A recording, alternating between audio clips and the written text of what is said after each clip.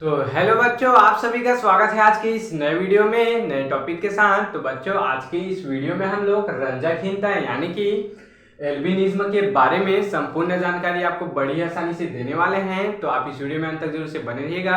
आपको यह रंजकहीनता पूरा एक एक क्लियर हो जाएगा। इसको हम लोग लक्षण सहित समझने वाले हैं। तो चलिए बच्चों, अब हम बिना किसी समय गंवाए इस टॉपिक को समझ लेते हैं। तो देख सकते हैं बच्चों, इस टॉपिक में सबसे पहले हम लोग समझेंगे कि रंजकहीनता यानी कि एल्बिनिज्म क्या होता है, इस शब्द का विस्तार क्या होता है, इसको हम लोग समझने का प्रयास करेंगे। उसके बाद बच्चों इसको हम लोग परिभाषा से समझेंगे।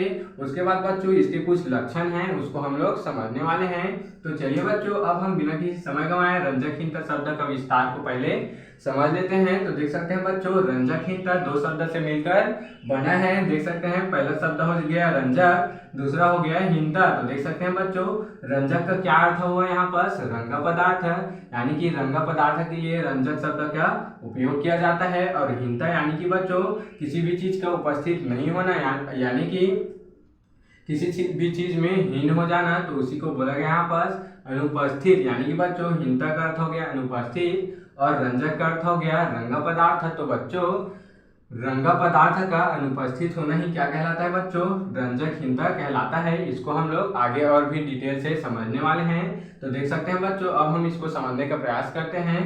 तो देख सकते हैं यहाँ पर क्या कहा गया है, रंजकहीनता ऑटोसोमल प्रभावी जीन के कारण होता है। तो देख सकते हैं बच्चों, यहाँ पर क्या कहा गया, जो यह रंजकहीनता जो रोग होता है यानी कि एल्बिनिज्म जो होता है वह किसके कारण होता है, अप्रभावी जीन के कारण होता है। बच्चों अगर आपको जीन के बारे में जानकारी नहीं है कि यह क्या होता है, तो मैं इस पर वीडियो बना चुका हूं, आप मेरे चैनल में जाकर देख सकते हैं, या फिर मैं इसका लिंक नीचे डिस्क्रिप्शन में दे दूंगा, आप वहां से देख लीजिएगा, अच्छे से समझ लीजिएगा कि जीन आखिर क्या होता है। तो देख सकते हैं बच्चों, आगे समझने का प्रयास करते हैं।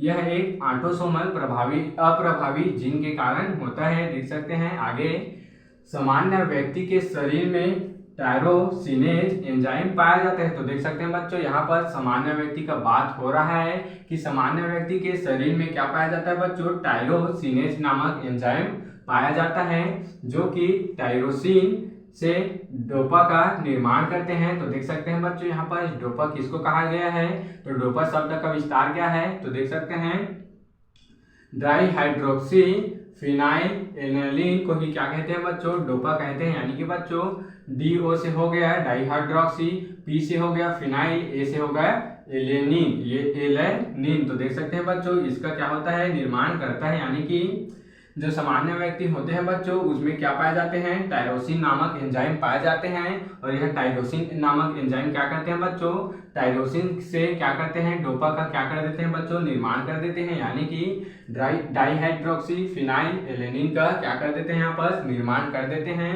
अब आगे देख सकते हैं बच्चों, डोपा से मेलेनिन का निर्माण होता है। यानी कि बच्चों अब यह एक शब्द आ गया यहाँ पर मेलेनिन। तो यह मेलेनिन क्या होता है, तो देख सकते हैं बच्चों, यह एक प्रकार का वर्णक होता है जो कि पादप में भी होता है और जंतु में भी होता है। तो बच्चों अब यह पादप में किस प्रकार से होता है समझने का प्रयास करेंगे।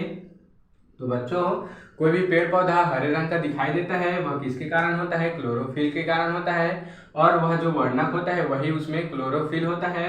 और जो हमारे जंतु में यानी कि मनुष्य में किस प्रकार से वर्णक पाए जाते हैं, तो उनमें इस नाम के यानी कि मेलेनिन नाम के क्या पाए जाते हैं बच्चों, वर्णक पाए जाते हैं। इस कारण जो व्यक्ति के रंग रूप होते हैं वो दिखाई देते हैं। और पौधे हरे इसलिए दिखाई देते हैं क्योंकि उसमें क्लोरोफिल नामक वर्णक पाया जाता है। इस कारण पादप क्या दिखाई देते हैं बच्चों, हरे दिखाई देते हैं। उसी प्रकार से यह मेलेनिन हमारे शरीर का एक वर्णक होता है। इसके कारण ही हमारे शरीर को रंग प्रदान होते हैं, यानी कि रंगों का चयन इसके कारण ही होता है। आगे समझने का प्रयास करेंगे। रंजकहीनता से पीड़ित व्यक्ति के शरीर में मेलेनिन रंग पदार्थ का संश्लेषण नहीं हो पाता है। यानी कि बच्चों क्या कहा गया यहाँ पर समझने का प्रयास करेंगे। जो रंजकहीनता से जो पीड़ित व्यक्ति होते हैं उनके शरीर में यह मेलेनिन नामक वर्णक रंग यानी कि रंग पदार्थ का संश्लेषण नहीं हो पाता है, यानी कि रंग पदार्थ नहीं बन पाता है, यह वर्णक नहीं बन पाता है। यानी कि बच्चों जब मेलेनिन नामक यह जो रंग पदार्थ होता है यानी कि यह वर्णक होता है वह किसी भी व्यक्ति के शरीर में नहीं बनेगा, यानी कि संश्लेषण नहीं होगा। तो वह व्यक्ति उस व्यक्ति के शरीर में किसी भी प्रकार से कलर दिखाई नहीं देगा, वह कलरहीन होगा, यानी कि रंजकहीन होगा। तो देख सकते हैं बच्चों, इस प्रकार से हमने बड़ी आसानी से रंजकहीनता यानी कि एल्बिनिज्म को समझ लिया है। अब हम लोग इसके कुछ लक्षण हैं इसको जानने का प्रयास करते हैं, समझने का प्रयास करते हैं। तो देख सकते हैं बच्चों, रंजकहीनता रोग अर्थात मेलेनिन वर्णक के अभाव से त्वचा, नेत्र, बाल, आइरिस आदि सभी रंगहीन होते हैं। जैसे कि बच्चों अभी हमने बताया कि रंजकहीनता से जो ग्रसित व्यक्ति होते हैं उनके शरीर में किसी भी प्रकार के रंग नहीं होते हैं। तो देख सकते हैं इस रोग से अर्थात मेलेनिन वर्णक के क्या होते हैं बच्चों, अभाव से त्वचा, नेत्र, बाल, आइरिस आदि रंगहीन होते हैं। यानी कि बच्चों इसमें किसी भी प्रकार का रंग नहीं पाया जाता है, यह व्हाइट व्हाइट टाइप से दिखाई देते हैं। जिस प्रकार से बच्चों आप स्क्रीन में देख सकते हैं यह इसी प्रकार से दिखाई देते हैं, क्योंकि ये लोग बच्चों रंजकहीनता से ग्रसित व्यक्ति हैं, ग्रसित बच्चे हैं। देख सकते हैं आप आगे समझने का प्रयास करेंगे। अर्थात सभी अंगों में किसी भी प्रकार के रंग नहीं होते हैं, सफेद रंग ही होते हैं। यानी कि बच्चों जो रंजकहीनता से जो व्यक्ति ग्रसित होते हैं यानी कि एल्बिनिज्म से जो ग्रसित व्यक्ति होते हैं उनमें किसी भी प्रकार के रंग नहीं होते हैं, उनके किसी भी प्रकार के